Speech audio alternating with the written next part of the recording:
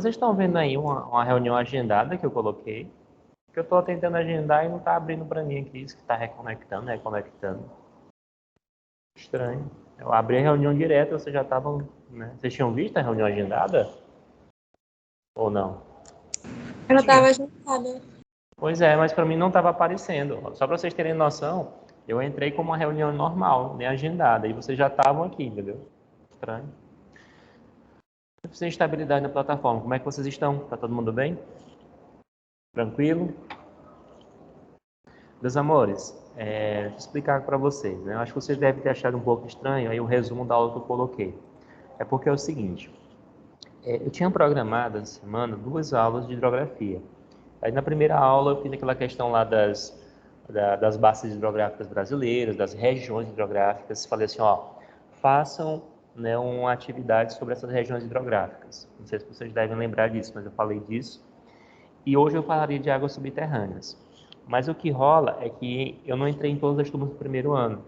Então, se eu continuar o assunto e falar de águas subterrâneas, vai ter um problema para aqueles que vão estar aqui na próxima semana no presencial, né? Que para mim tudo bem que é de boa, eu poderia adiantar, mas os que estão no totalmente remoto não teriam, né? Teria que repetir para eles na próxima semana a aula. Então, o que nós estamos fazendo para nós otimizarmos e ganharmos tempo? Então, nas turmas que eu entrei hoje, eu fiz questões dos exercícios propostos já. Então, nós vamos discutir questões já de hidrografia, porque minha intenção é terminar esse assunto de hidrografia até sábado da próxima semana. E se a gente for adiantando as questões já do livro, ao terminar sábado, a gente já termina resolvendo as questões. Ok? Na semana seguinte, que é a semana do dia, do dia 25, né, que é a última semana de outubro, eu já começo a agricultura com vocês. Combinado? Pode ser assim? Entenderam o que eu falei? Pode. Perfeito. Então, quem tiver com o Bernoulli aí, já abre ele na página dos exercícios propostos, vamos concentrar nele. E aí vou dar um tempo para vocês e vou estar aqui sempre tirando dúvidas. Hoje os meninos estavam me perguntando alguns termos, entendeu? Que a gente já tinha visto já no conteúdo, mas que aparecem nos distratores, como por exemplo, lixiviação, como epirogênese, né? Como outros termos, né, que a gente já tem estudado já há um bom tempo. Então vai começar aqui nessa página, tá bom?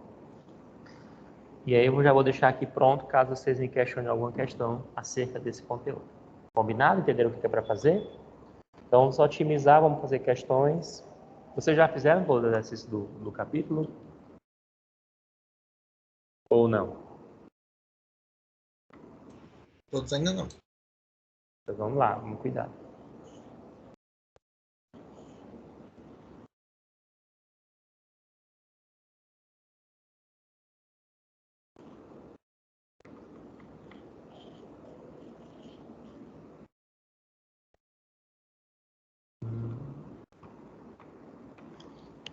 Só ligar aqui o carregador do notebook.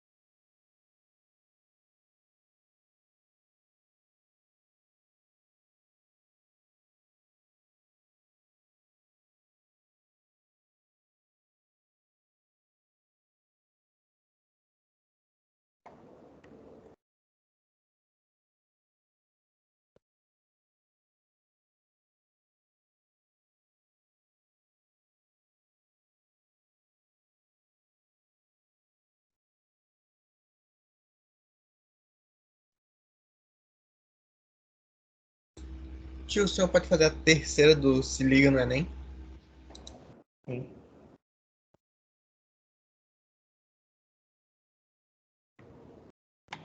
Isso aqui, né? Exatamente. Lê para mim, por favor, André. Claro. O ícone dos conflitos que assolam a região da bacia do Xingu, na atualidade, é o projeto da hidrelétrica de Belo Monte, prevista para ser implantada no Médio Xingu.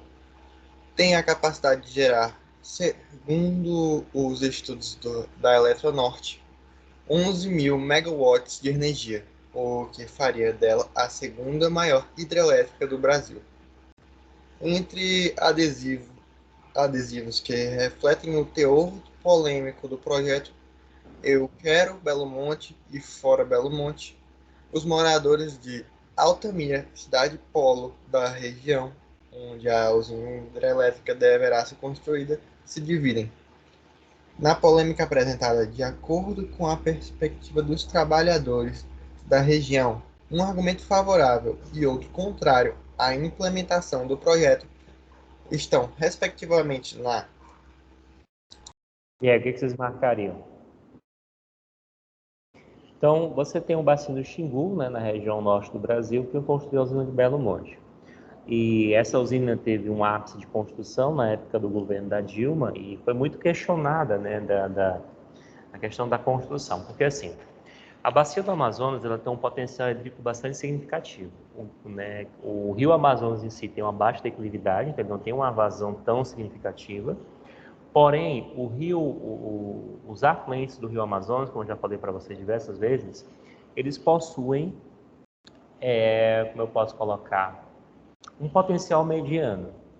O problema é que quando você não tem um potencial mediano, ou seja, não tem um potencial tão elevado, você vai ter que barrar mais água, você vai ter que construir um paredão para você colocar as turbinazinhas e o fluxo da água, ao passar, geraria, portanto, a produção, né? A energia cinética de movimento iria converter essa energia mecânica e mecânica em energia elétrica. Quanto maior a vazão do rio, quanto maior a velocidade que o rio desenvolve em sua capacidade de turbinamento, maior será, portanto, a energia mecânica e, consequentemente, a energia elétrica.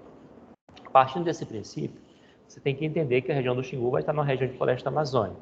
Então, esse barramento ele vai impedir a vida da população ribeirinha, que é o impacto social que você tem. Ele vai também gerar um impacto ambiental, porque quando essa água do rio chegar no caule, nas raízes das plantas, sobretudo das matas de terra firme da Amazônia, que não suportam água na sua raiz, elas vão começar a apodrecer. Ao apodrecer, essa matéria orgânica vai formar, né, com o trióxido de enxofre e a água, o ácido sulfúrico, você vai ter uma acidificação das águas, que pode ser responsável por matar peixes, né, alterar, né, os ecossistemas também do rio. Então, você tem uma série de impactos ambientais que serão resultado desse processo, tá bom? Então, partindo desse princípio, o que você marcaria dos itens que foram dados?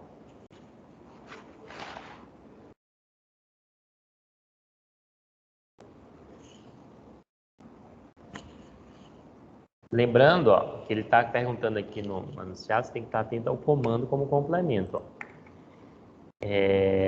Na polêmica apresentada de acordo com a perspectiva dos trabalhadores, na perspectiva dos trabalhadores, um argumento favorável e outro contrário. Então, você vai ter um argumento favorável à construção dessa usina aqui e um outro contrário. E aí? Qual seria? Eu marcaria a letra D, de dado. Eu também marcaria a letra D. Captação de investimento é algo favorável? É. Você tem autonomia energética, você vai permitir que as pessoas instalem indústrias lá, empresas lá. Então, é algo positivo, né? E o lado negativo seria qual? A expropriação dos poceiros pobres. Isso, tá bom? Perfeito. E aí, eu acabei te respondendo, foi no chat? É o volume 4, viu? Que vai cair no simulado, viu, querida? Tá bom, obrigada, professor. Deu uma bugada aqui que eu não lembrava se era do primeiro ou do terceiro ano. Aí os meninos do terceiro ano estão fazendo simulado hoje. Aí quando me perguntou, eu disse, meu Deus, simulado hoje? Não é possível que ele esteja perguntando. Mas é porque lá eles vão estar até climatologia, né? Do início do ano até climatologia. Vocês não, do primeiro ano será o conteúdo do volume 3, do volume 4 do Bernoulli. O que eu estou pensando seriamente fazer, você lembra que eu entreguei aquele roteiro para vocês estudar depois do conteúdo, do último conteúdo de urbanização? Lembra aquele roteirozinho que eu entreguei, que vocês chegaram a baixar? Eu vi e usei, mas não cheguei a baixar.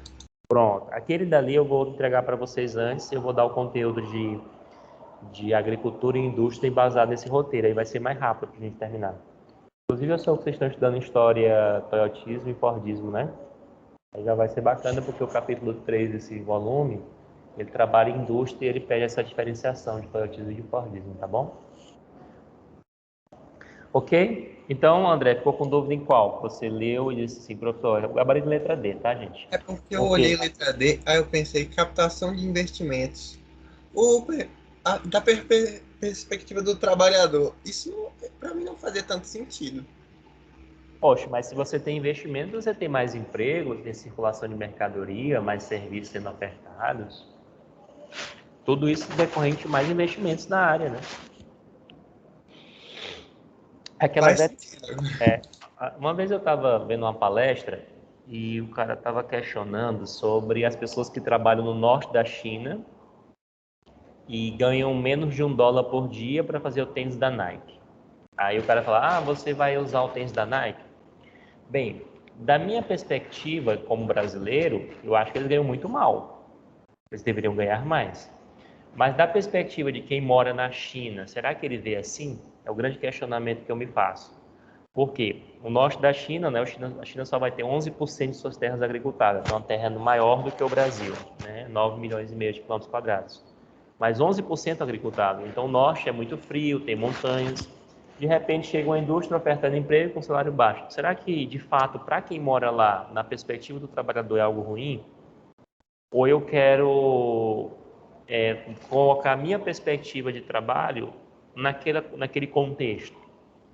E aí a gente para pensar assim, em que país houve uma revolução industrial que já foi inclusive que as pessoas ganhavam bem? Aí a pessoa pensa, mas a revolução foi no Reino Unido. Mas no Reino Unido, quando começou a indústria lá, será que as pessoas ganhavam muito bem e tudo mais? Então é muito importante, quando você vai fazer esse tipo de questão, analisar a perspectiva de quem está lá. Que para a gente aqui, por exemplo, um país desenvolvido, muitos dos empregos no Brasil são subempregos. E para o brasileiro é um emprego. Tá ligado? Então, assim, a perspectiva vai variar de acordo com o contexto social em que você está inserido. Não sei se vocês estão conseguindo compreender, né? O que eu estou colocando. A perspectiva do trabalhador que é colocada aí na questão. Você entendeu, André, o que eu estou falando? Sim. Uhum. A gente nunca pode olhar com uma ótica para um trabalhador em um contexto, a ótica, minha ótica, tá ligado? Tipo, a ótica do meu país, onde eu estou, que já existem certas conquistas sociais. O Brasil não é um país perfeito, mas em comparação a muitos outros está à frente do ponto de vista de políticas públicas. Eu não falo nem da implementação e da execução, mas do ponto de vista de legalidade, né? Por exemplo, nosso Código Ambiental é muito bonito, talvez um dos melhores códigos ambientais do mundo. Agora, enfim, né? Outra coisa é a questão da aplicabilidade e da executabilidade desse projeto, né? São diferentes. Então, perspectiva é sempre importante analisar. Então, a pessoa que vive num contexto da floresta amazônica, André, que não tem infraestrutura mínima, não tem indústria, o comércio é incipiente, chegando então a uma usina dessa, ele pode trabalhar na manutenção, com a demanda energética e criação, por exemplo, de uma zona franca, você pode instalar uma indústria que pode gerar emprego. Então, há um dinamismo econômico que pode ser, né, um fator positivo para eles. Ok, meus amores? Ficou claro o que eu falei? Sim. Perfeito. Então, bora lá. Cuide. Essa questãozinha aqui é muito boa.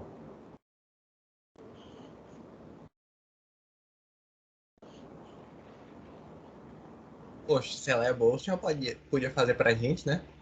Vocês fizeram já? Já fizeram ela?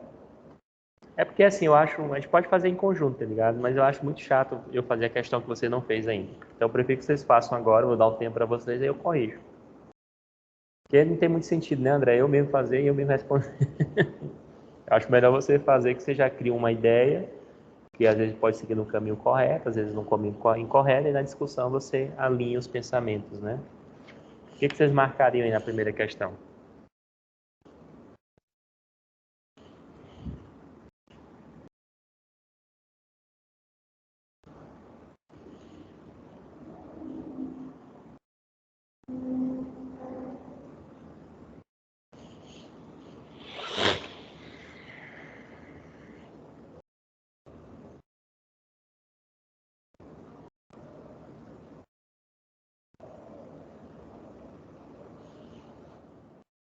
Letra E.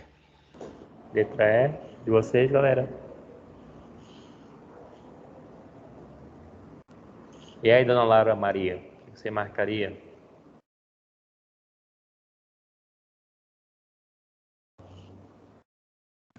Eu também colocaria a letra E. Tava só terminando de raciocinar aqui.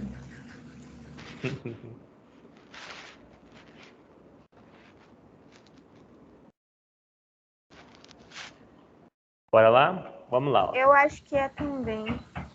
É, também? Então vamos lá, olha só. Aqui você tem um volume de precipitação, certo? Na primeira ordenada aqui, dado em milímetros. E aqui você tem um tempo. Gente, olha, dois fatores muito importantes. Cair 10 milímetros de chuva em 2 horas não é o mesmo que cair, por exemplo, 10 milímetros de chuva em 10 minutos. Onde é que você vai ter um impacto de escoamento maior? Em 10 minutos ou em 2 horas aqui? 10 minutos, né? Então, a concentração e o tempo é um fator fundamental. Esse é um dos grandes problemas que Teresina enfrenta, porque Teresina vai ter chuvas muito fortes em curto espaço de tempo. Então, chove muito em 10, 20 minutos. Então, você gera um fluxo, uma cinética muito grande na superfície, e essa cinética vai ser responsável por destruir aqueles asfaltos, criar aqueles buracos, né? Formar as vossorocas ali na margem do rio Puti e tudo mais. Então, aqui ele está colocando a questão do tempo. Aí ele coloca a primeira situação, né? Ó, ele coloca a dinâmica hidrológica expressa no gráfico demonstra um processo de urbanização. Então, aqui eu tenho áreas não urbanizadas e eu tenho áreas aqui urbanizadas. Observem que nas áreas urbanizadas, você tem aqui esse gráfico bem mais elevado, ó, que é a vazão, ou seja, a vazão se torna maior. Por quê, professor? Porque na área urbana, o que recobre o asfalto? Né? O asfalto, a calçada, que são superfícies teoricamente lisas, que permitem um fluxo maior. Então, a vazão se torna maior. Quando a água vai escoar em uma área não urbanizada, em uma área vegetada, aí você vai ter ali o quê? Você vai ter um galho de uma árvore, uma grama, um pedaço lá, um graveto, né? Enfim, tudo que vai bloqueando, formando empecilhos, né? Empecilhos e permitindo, logicamente, uma maior infiltração. Porque quanto menor a velocidade de escoamento, maior é a infiltração que você tem. Então, você vai ter uma recarga muito maior, tá bom? Perfeito? Meu Deus, essa plataforma está toda bugada. Agora que chegou o bom dia aqui para da Laura, as perguntas de vocês, né? Só carregou para mim agora, acredita nisso? Está tendo um delay entre o que vocês estão... Mas o áudio está bacana ou está atrasado para vocês? Agora que chegou... Tá normal. O áudio tá normal. Agora que chegou a notificação da Laura dando bom dia, que foi no início da aula, tá vendo? Já eu vejo as perguntas que tem no chat, porque chegou agora, tá? Eu não estava ali excluindo não, pessoal, é porque o chat não estava aparecendo para mim. Então, letra E seria o quê? A ampliação do escoamento superficial. Então, você percebe que a vazão é maior, por quê? Uma área mais impermeabilizada, né, gente? Vai infiltrar menos, é asfalto, é calçado, então a velocidade é maior. Sociologia sendo de revista em geografia. Rapaz, sociologia é a base do pensamento social, né? O negócio da geografia que a gente vê esse social, essa parada social na construção do espaço. Não é o social pelo social. O social pelo social é sociologia. O social no contexto é história. E aí vai, né? Então, veio aqui a Laura aqui, bom dia. A Laura botou sim, não sei para quê, porque chegou atrasado demais. D, a única que D que faz sentido, é verdade, viu, William? Botei fé aí.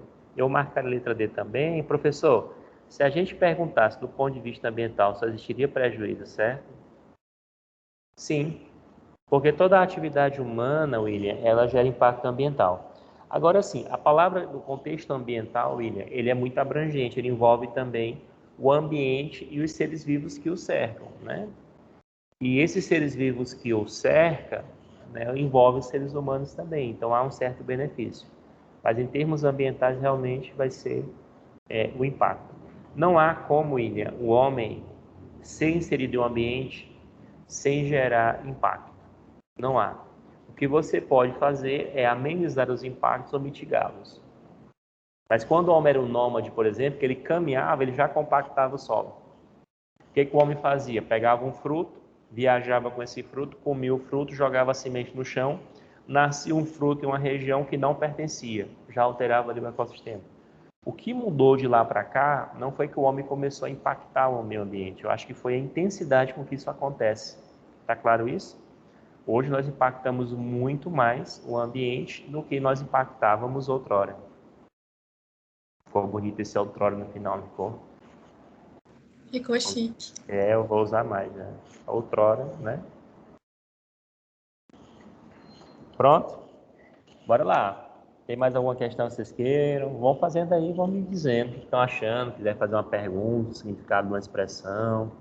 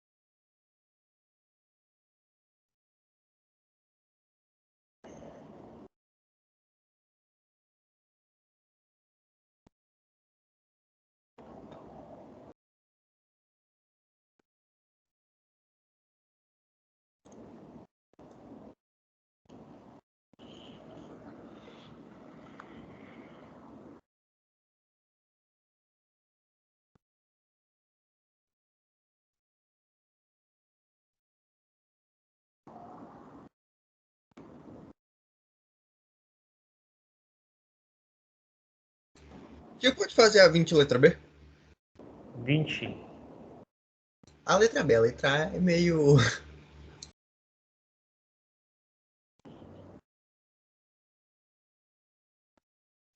Ah, que você pode fazer várias coisas, você pode colocar, né? Aqui ele fala aqui, apresente uma consequência decorrente da escassez de água potável em várias cidades do país em desenvolvimento.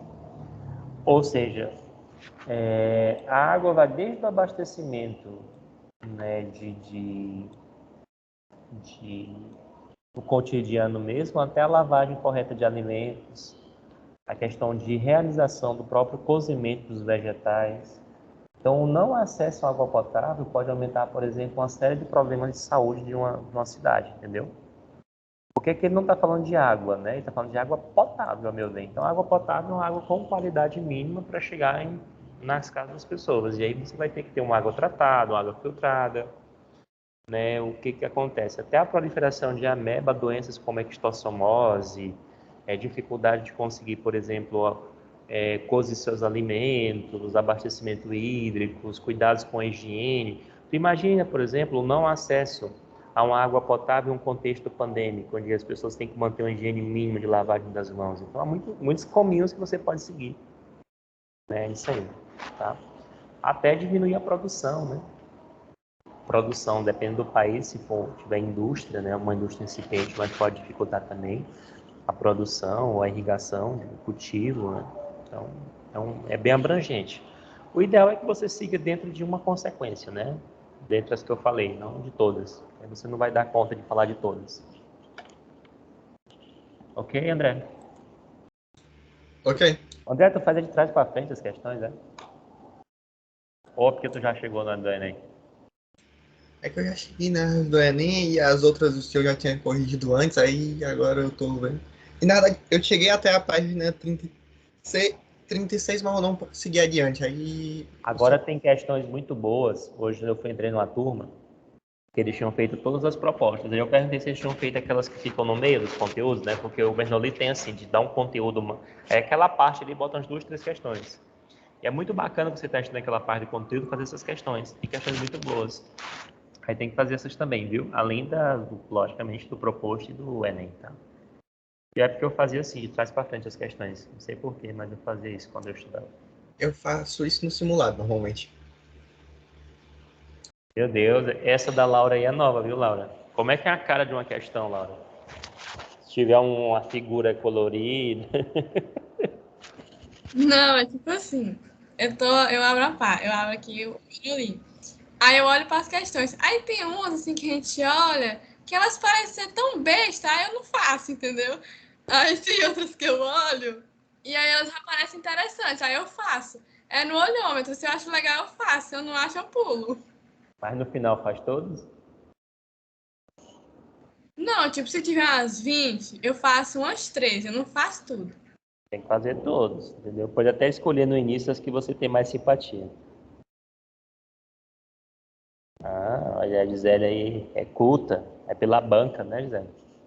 Se bem que, Gisele, depois do Enem, meio que virou uma matriz para as outras. Né? Você tinha instituições, por exemplo, a Unesp, que tinham questões horríveis, e hoje as questões da Unesp são muito boas. Tipo, há uns 6, 8 anos atrás, jamais eu colocaria uma questão da Unesp no simulado meu. Hoje eu colocaria. Né? A FUVEST melhorou muito, muito mesmo. Então o Enem serviu de matriz para muitas outras universidades que mantêm o vestibular tradicional. Aí, viu, Laura? O Ítalo deu um nome para suas questões. São simpáticas. São aquelas questões que mostram um gráfico estranho, uma imagem. Uhum. Uma chuva frontal de uma forma estranha. Isso. Então, E eu assim, também procuro fazer muito questão de texto, porque eu não sei porquê, mas essa questão de texto me deixa cansada de uma forma que no final eu nem lembro a foi que eu li. Aí eu faço muita questão para ver se eu acostumo. ai, Deus meu, sinceridade é tudo. Pois essa questão do cansaço aí é leitura, viu? Ler. Eu vi um estudo agora recente, né, que isso pode impactar na questão da aprendizagem de vocês. O nosso cérebro, ele realiza atividades que ele considera habituais sem gerar cansaço. Então, por exemplo, uma pessoa que lê constantemente, ela lê com maior facilidade. Então, ela pega um livro, ela lê ali e não sente sono nem nada. Mas se você não tem o hábito de leitura, você senta para estudar, teu cérebro começa a enviar mensagens para você parar, tipo cansaço, sono, fadiga, porque não é uma atividade habitual para ele. Tanto é que você para de ler, aí você pega o celular, vai mexer, e você passa 6 horas mexendo no celular. Ou seja, não estava com sono, é porque o teu cérebro entende que mexer no celular é algo habitual e ler não é. Então, a leitura, ela tem que ser constante.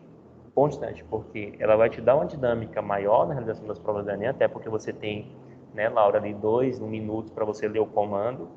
O Enem, gente, você não pode ler um texto e passar tipo 10, 15 minutos tentando entender o texto da questão. Você tem que ler, e não só ler rápido, mas você entender também com uma certa atividade, né? E essa otimização, ela vem com a leitura, né, constante. Então, a ideia é que você comece lendo pequenas coisas por dia, hábitos de 1 hora, 2 horas, para depois ir para coisas mais...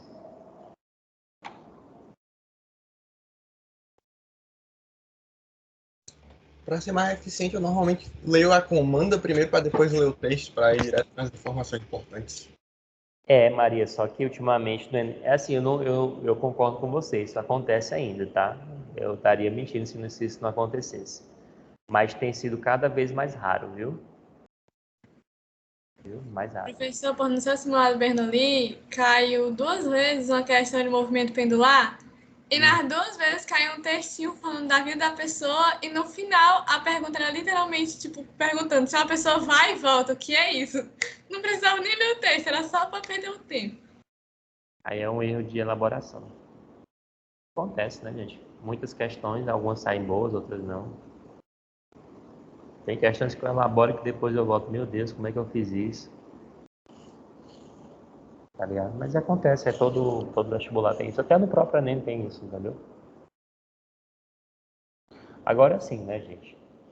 Você sempre tem que ler o texto porque ele pode dar um parâmetro, porque às vezes a pessoa diz assim, eu estou com dúvida em duas. Mas aí, às vezes, só o contexto que é dado no texto ou da imagem, que eu fiz uma questão agora esses dias, na terça-feira com o terceiro ano, e era uma questão que tinha uma charge do mundo islâmico e a resposta era nível de Estado. Então, eles só conseguiram responder com a compreensão da charge. Depende muito, tá?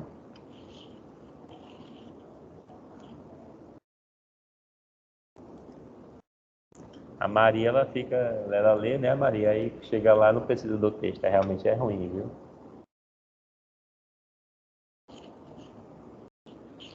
Mas não deve ser assim. Tanto é que a gente tá... Minha desorganização temporal sozinha hoje. Isso aí é quase, né, um estudo filosófico, né, Maria? A colocação.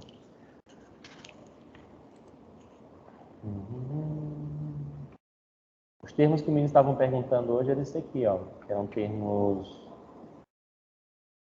lixiviação, pirogênese, são conteúdos anteriores, né?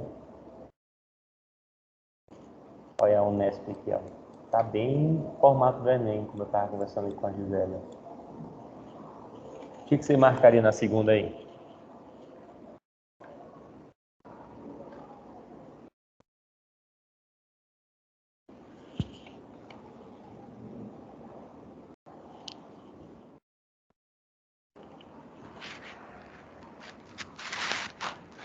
Letra D.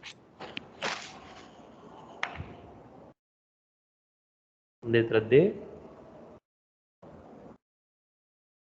De auto-organização na paisagem natural.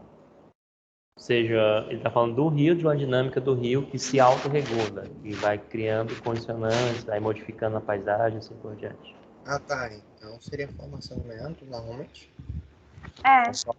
Letra E. Viu?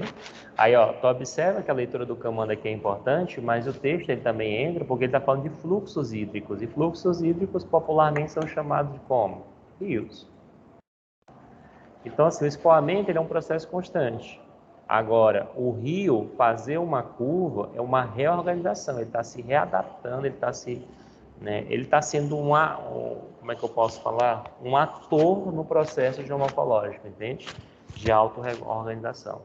E aí, quando ele faz essa curva aqui, o que vai acontecer? Se a curva é muito sinuosa, ele vai tornar o canal mais retilíneo aqui, e vai formar aqui o meandro abandonado, ou seja, esse aqui vai sedimentar, vai formar um canal entupidozinho bonitinho e tal, e ele se auto-organiza, perfeito?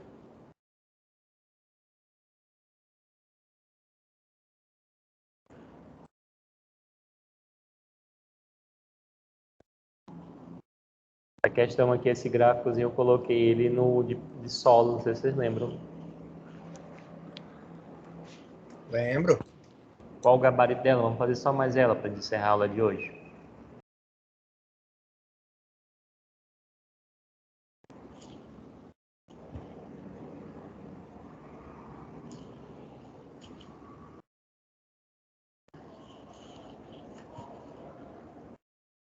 Eu tenho a impressão que o senhor já corrigiu essa no remoto alguma vez, mas...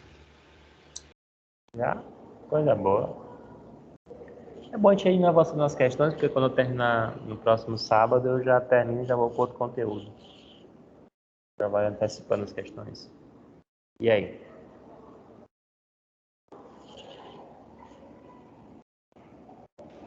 Eu vou de E.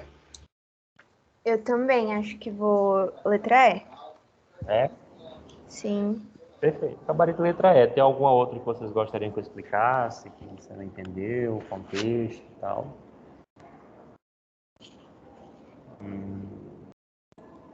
Eu lembro da última, da correção passada, que o senhor comentou que B não tinha uma das duas características que não era tão boa assim, qual das duas é? É porque é o seguinte, quando boa infiltração é perfeito, né? No caso da A, mas boa drenagem não, porque não vai ter como escoar e formar o rio, que é o suco, né? Já que a área é plana, vai passar mais tempo e vai infiltrar mais. Já aqui, que é um vale, você vai conseguir ter um fluxo muito mais rápido, entendeu? Muito mais constante. Aí outra coisa, ele colocou aqui que no caso da B, que é essa área aqui, ó, tá mais profunda, vai desfavorecer o interferismo químico, né? A infiltração, ela permite um interferismo químico maior, né? Então não menor. A letra E, viu? Ok, meus amores? Podemos ir almoçar, curtir nosso feriado com muita leitura, muito estudo. Claro. Sei que vocês estavam desacostumados a ter feriados, eu nem tenho roupa para isso, mas é feriado amanhã, tá bom? Bom final de semana para vocês e um bom feriado. Então nem vou sair da minha redinha. Feliz Dia dos Professores, professor adiantado.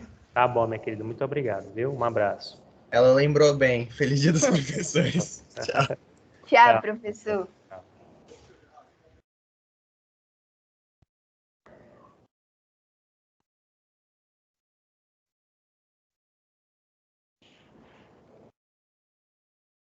Obrigado, gente. Obrigado a todos.